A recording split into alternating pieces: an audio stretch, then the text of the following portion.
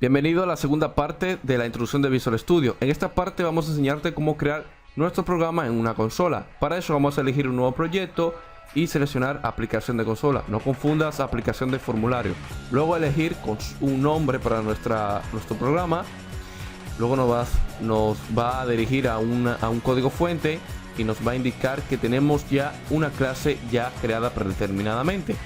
Ahora, el método main se utiliza para ejecutar nuestro programa. Este método es muy principal para crear nuestra consola o programa. Ahora, si borramos este método que es requerido, puede ocasionar algún tipo de error o algún tipo de error de compilación. Así que es requerido obtener este método en nuestro programa.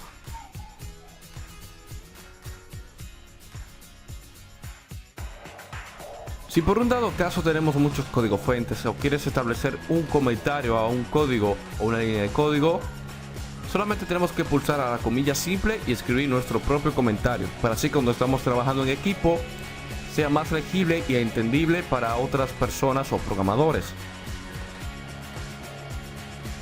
Ahora, mediante el método main vamos a escribir adentro console. Es la clase pública consola. Estamos llamando a la consola. Luego punto, vamos a escribir write, el método write público, que mediante ese método vamos a establecer mediante sus parámetros un tipo de dato, string o texto, mediante comillas.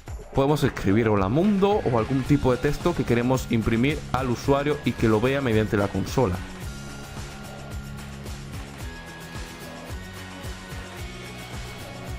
Ahora, cuando ya terminemos de escribir nuestro código y pulsamos F5 para ejecutar el programa, se termina de una vez. ¿Pero por qué?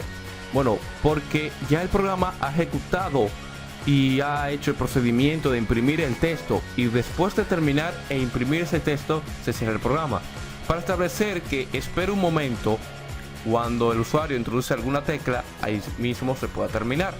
Para eso solamente vamos a llamar la clase consola de nuevo y llamar el método read o read key, que la cual se va a encargar de comprobar si el usuario o cliente ha pulsado algún tipo de tecla en el teclado.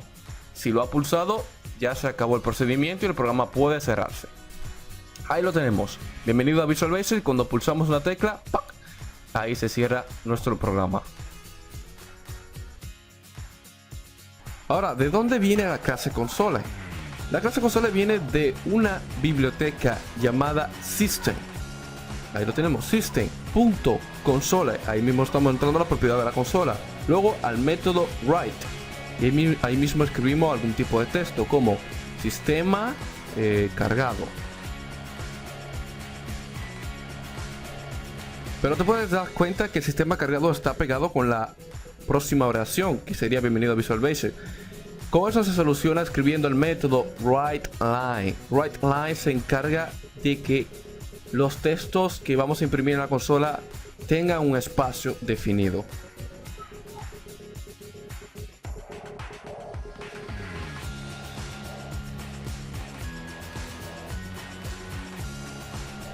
Mediante el system estamos llamando a la clase consola.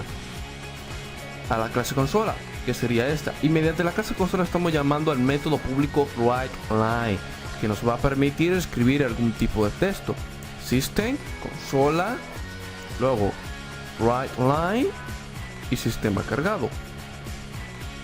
El system proviene de una clase o algún tipo de framework.net que nos integra mediante Visual Studio, mediante la plataforma de Visual Studio. Así que estamos entrando a esas propiedades del system para obtener la clase pública consola, y así mediante el método WriteLine podemos imprimir el texto.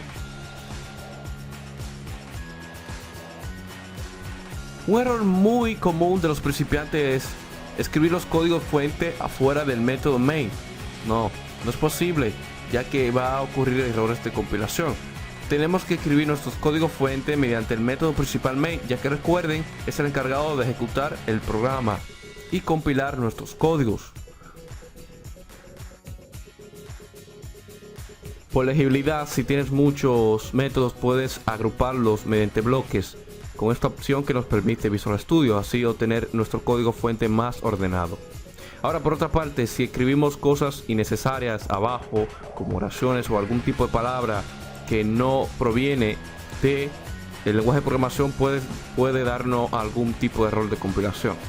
Así que tienes que tener mucho cuidado con la sintaxis que nos da Visual Basic o algún otro tipo de lenguaje de programación.